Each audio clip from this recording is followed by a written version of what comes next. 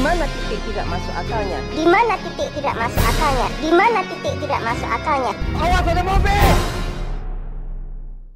Hai guys, hari ini gue akan merangkum sebuah episode kelanjutan dari sang pemenang lomba azan mode bisu, di mana setelah tergeprek tembok ini bocil bisa bersuara dan malah berbuat sebuah kebegundalan di episode ini. Ngapain kamu bayar buku? Kamu aja nggak pinter. Jadi tanpa berbacot real lebih lama lagi, mari kita gaskan. Film yang mengajarkan kita tentang berbisnis bukan menjadi budak korporat, dibuka dengan seorang MC dan para minion yang kala itu sedang menunggu antrean uang penyambung hidup mereka, dan perkenalkan dari raut wajahnya, tentunya ini emak seorang begundal tapi masih newbie. Saya boleh gak minta naik gaji?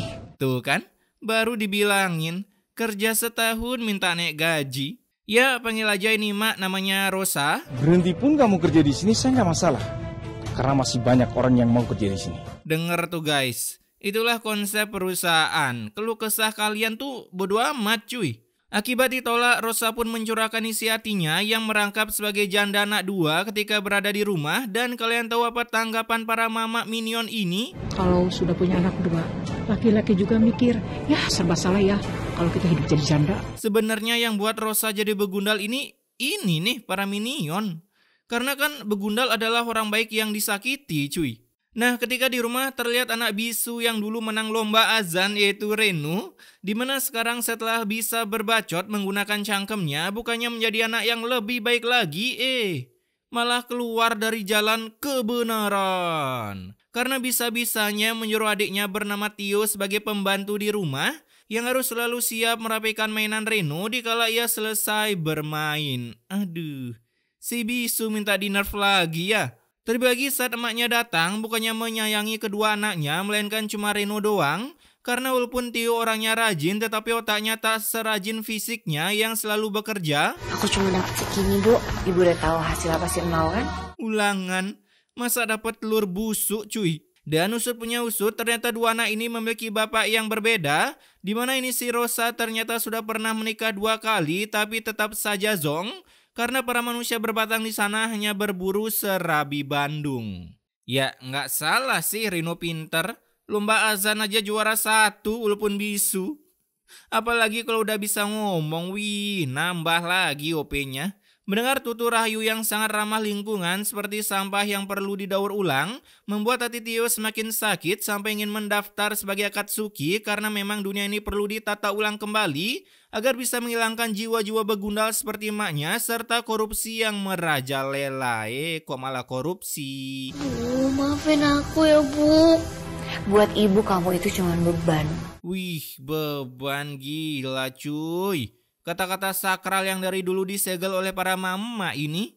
Malam harinya mulai lagi pendiskriminasian yang dialami Tio karena dua begundal ini enak-enak makan ayam goyeng, sedangkan Tio-nya di giveaway kan 1 picis tempe bacem versi digoreng. Raffi kayaknya pengen banget makan ayam goreng. Ya elah kids. Pita suara lu di uninstall lagi baru tahu tuh. Hari demi hari meskipun tak di rumah, si Tio tetap saja mendapatkan diskriminasi dari para begundal bocil FF. Ya, contohnya ketika Tio menemukan uang yang terjatuh. Itu uang siapa? Itu uangku. Kamu kan gak pernah bawa uang ke sekolah. Ini bocil cita-citanya pasti jadi tikus berdasi dah. Uang di lantai aja diakuin, apalagi dana buat rakyat. Cuaks. Karena kebegundalan bocil ini, datanglah bu guru yang... Aduh. Ada apa ini? Dia mencuri uangku, Bu. Ibu akan memanggil ibu kamu datang ke sekolah ya. Uang cuma 5.000 doang loh. Masalah kecil aja digede-gedein. Ntar Tio udah gede cerita ke anaknya. Bapak dulu pernah masuk BK loh, karena nemuin uang di lantai. Akibat kejadian ini, si Rosa nambah lagi berbacot dengan kata-kata yang sangat ramah melebihi keramahan para oknum tikus berdasi ketika dulu mencari suara. Dari kecil sampai gede kerjaannya nyusahin terus. Nyesel tau gak ngelahirin kamu ke dunia? Widih, gelap. Padahal kita gak pernah ngarep lahir ke dunia ya.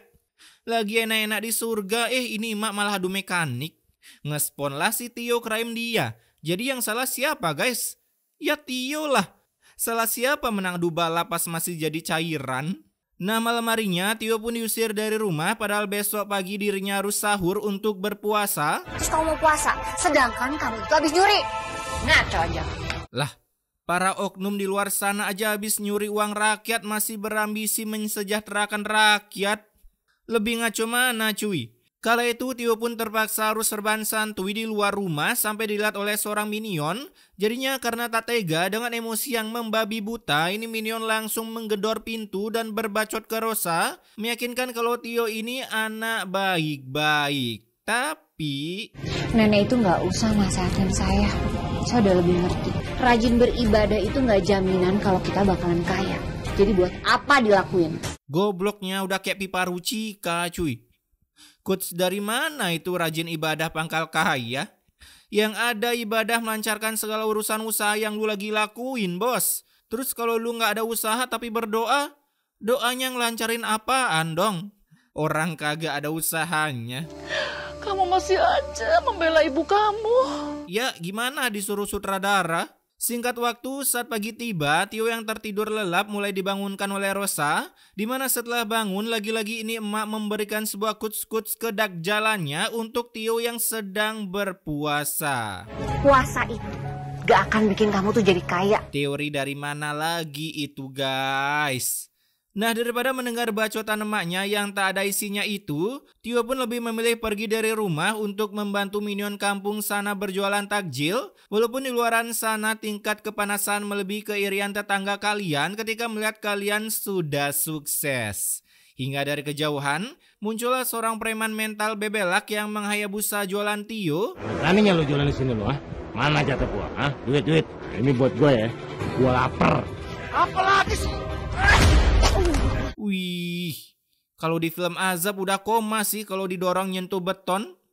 Kala itu karena Tio diberikan plot armor oleh sutradara, ia pun tetap bisa berjualan walaupun sudah meet and greet dengan beton.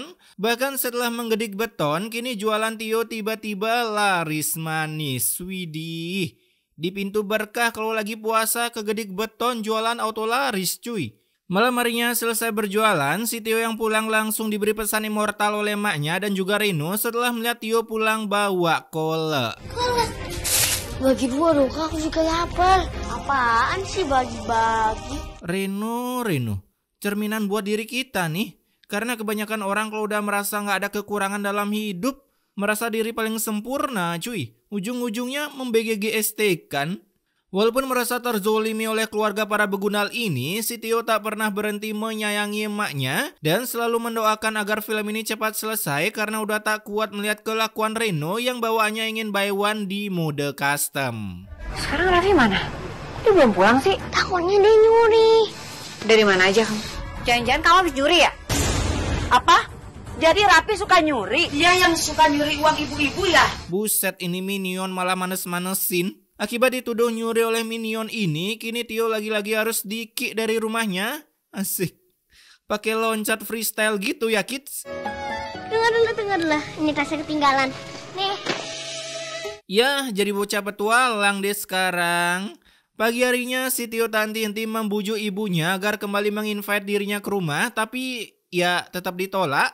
Hitung-hitung hemat beras juga cuy. Hingga sekarang Tio harus pasrah tinggal di masjid untuk sekedar merebahkan dirinya, sedangkan siangnya ia pun harus bekerja berjualan kolak keliling. Ya elah, datang lagi si bocil kematian.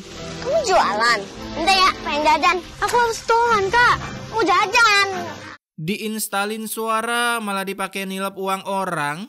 Terlebih lagi selain suka menghayabusa cuan, ini Reno juga memiliki kelebihan lain setelah cangkemnya tak di-mute lagi. Kado ulang tahun Raja itu, Raja mau HP baru ya? Pasti pengen login app. Kalau ibu ngambilin Raja HP baru, Raja bakalan tinggal sama bapak aja. Menerima ancaman dari begundal yang dulu pernah digeprek tembok, kini Rosa mencoba mencari info loker freelance yang gampang tapi cuan gede ke para teman buildernya, dan berhasil mendapatkan info kalau ada minion kampung yang kebetulan butuh karyawan untuk menggoreng lele Selena. Liliku tak pernah meleset. Di sisi lain, ketika Tio di kelas, datanglah Reno untuk merosting Tio yang belum bayar buku sampai dimarah oleh gurunya. Kamu jangan minta ke ibu, soalnya aku lagi minta HP baru ke ibu. Besok-besok kalau ada MC-nya nih bocah yang ditindas, Udah gak usah dikasihanin cuy. Dimana Reno ini menyuruh Tio untuk memutar otaknya agar bisa mencari uang supaya tak dikit dari sekolah hanya karena belum bayar buku. Emang ada ya sekolah kayak gitu? Belum bayar buku bisa dikit. Malam harinya saat mencari sesuap nasi, bertemulah Tio dengan emaknya yang sedang berjualan pecel lele. Ya seperti begundal pada umumnya, cangkem Rosa ini tak pernah henti-henti memberikan ribuan hit ke mental si Tio. Karena Raja itu anak kesayangan saya. Udah deh, sana pergi. Mau dibantu malah dapat diskriminasi. Karena diusir dari sana, kini Tio mencoba melamar sebagai builder toko di toko bapak ini dan hasilnya keterima. Dimana besoknya sepulang dari sekolah, Tio langsung mengcosplay menjadi pembanting tulang yang handal dengan melayani para customer toko. Berharap dari sini dirinya bisa membayar tagihan sekolah yang tertunggak. Hingga pada akhirnya setelah uang itu kekumpul. Buat apa uang itu? Aku mau kasih ke ibu aku. Bantu-bantu buat beliin HP ke kakak Raja. Ya ilah, pakai peduli sama Reno segala lagi. Nah, saat Tio ingin membayar buku, datanglah begundal goblin ini yang merampas uang Tio dengan alasan, Ngapain kamu bayar buku? Kamu aja gak pinter. buset, nyeseknya sampai ke Uluwatu. Setelah menjelma menjadi goblin dan dapat uang ketika Reno pulang sekolah, dirinya kembali dibuat berbunga-bunga karena sudah mendapatkan giveaway HP, tapi sayangnya HP second. Ya, paling juga emailnya lagi 3 bulan keblokir. Kebiasaan negeri Wakanda. Raja maafin ibu ya, ibu gak bisa beli handphone yang... Raja diketawain sama temen Raja. Dikasih hati minta ampelan nih bocah. Udahlah bu, tempeleng sekali-sekali kepalanya. Biar bisu lagi. Merasa kesal datanglah Tio yang menasehati Reno yang ingin minggat dari rumah. Belum sukses saja udah punya hati kayak malin kundang lu kids. Karena rupanya nih Reno udah ditunggu oleh bapaknya di luar menggunakan mobil 1 tenaga kuda yang digunakan untuk membawa anaknya minggat dari sana. Raja kan minta HP baru. Dikasihnya HP bekas, Pak. Kamu tuh gak bisa ngurusin Raja. Bapak gak tahu diri sini. Anak waktu bayi gak pernah dinafkahin, ditinggal keliling galaksi. Pas sudah segede goblin COC malah minta diambil. Setelah ditinggal pergi oleh anaknya yang gedenya akan menjadi top global begundal dan penghuni neraka tanpa cicilan KPR, kini Rosa pun harus hidup sendiri sampai tak sengaja menekan tombol power hingga membuat dirinya tershutdown-kan. Beruntung ada Tio yang mencari bantuan sampai emaknya ini bisa ditransfer ke rumah sakit dan bisa hidup kembali. Karena rupanya nih mak cuma mengalami dehidrasi dan kelebihan dosa. Bu, aku mohon bu. Diem kamu. Tuh kan? Dosa lagi lebih-lebihnya malah nambah lagi. Sepulangnya dari RS, datanglah Bapak Tio yang ternyata adalah, wow, madun guys. Yang dulunya disuruh ngaji malah main bola. Dimana kedatangannya sekarang untuk flexing mobil baru sekaligus menjemput anaknya yang selalu disakiti oleh Rosa. Ini saat yang tepat untuk bawa Raffi tinggal bersama aku. Bro aja. Lagian selama ini, aku juga gak pernah sayang sama dia. Wih. Lama-lama Tio dapat penghargaan dah tuh, top global sakit hati. Namun karena ini begundal masih sakit dan perlu penanganan khusus, dengan terpaksa si Tio tak mau ikut bapaknya, merelakan hatinya terus disakiti demi kesembuhan emaknya, walaupun udah ditawari HP gaming oleh bapaknya dan juga akun FF Sultan milik Dylan Pros. Malam harinya Tio pun tak henti-henti menyemangati emaknya yang udah ingin mati karena kehilangan Reno. Sampai kalimat yang menyakitkan pun kembali terucap seperti gambaran kalian yang kurang good looking dan good rekening menyatakan perasaannya ke woman yang good looking. Aku sayang sama ibu. Tapi saya gak sayang sama kamu. Nah jangan ditiru ya guys. Setidaknya lu good looking, lu punya kuasa. Apalagi ditambah good rekening. Sempurnanya hidup ini. Tapi saat Tio sedang berdoa tentang kelancaran hidup emaknya agar kembali ke jalan kebenaran, si mak pun tak sengaja mendengar doa Tio hingga muncullah puing-puing hati begundal yang terhapus sedikit demi sedikit. Jadi sebesar itu sayang Raffi ke aku. Udah detik-detik sadar nih. Setelah mendengar doa Tio, datanglah Pak Ustadz ke sana untuk mengabari Kalau sebentar lagi ada lomba tahfiz Al-Quran. Berharap Tio mau karena dulu setiap ada lomba selalu dimenangkan oleh Reno. Tapi setelah Reno menjelma menjadi begundal, Pak Ustadz butuh peserta baru yang siap menyaingi para bocil kampung sebelah. Tapi kenapa kau malah ngapal Al-Quran? Buat ibu nanti di akhirat. Mendengar pemikiran Tio yang jauh di luar jangkauan ini membuat air mata auto menetes, ya karena kebanyakan make insto. Kini Rosa pun auto bertobat terdengar dari kata-katanya melalui mic clip-on yang tertelan. Anak yang selama ini aku remehkan, malah jadi anak yang paling sayang sama aku. Nah, seperti itulah suaranya, dan akhirnya Rosa pun bisa kembali ke jalan kebenaran. Dimana setelah tobat, kini mereka bisa beribadah bareng, bahkan kini Rosa sudah melakukan puasa setelah 3 Masehi tak pernah berpuasa. Ibu pingin banget rasanya ngelihat dia puasa sama kamu. Mana bisa Reno berpuasa, Bu? Bu, kerjaannya lapar mulu itu. Namun besoknya kondisi Tio pun tiba-tiba menurun karena kebanyakan begadang menunggu diskon Shopee 10-10 megasel. Lalu dari luar terdengarlah ketukan pintu yang ternyata ada sesosok begundal yang datang dengan raut wajah si paling tersakiti. Ibu tiri raja, jahat sama raja. Mamam tuh. Makanya percuma duit banyak lo pas kecil kurang kasih sayang cuy. Dengan mental Reno yang kini udah kena mental membuat dirinya tobat seketika karena rupanya menjadi orang kaya tanpa kasih sayang itu tak enak, ya jelas lah. Bahkan sekarang mereka bisa hidup dengan rukun tanpa ada satupun yang membegundalkan. Tak berselang lama, Tio pun tiba-tiba tershutdownkan karena kurang makan biskuat energi sekuat macan. Dan akhirnya harus dirawat menggunakan selang bensin solar di rumah sakit. Meski aku harus keluar uang banyak, aku akan mati-matian kerja untuk kesembuhan Raffi. Seumur-umur gue nonton Indosari, tumben kali lihat begundal ini jadi orang baik, sumpah dah.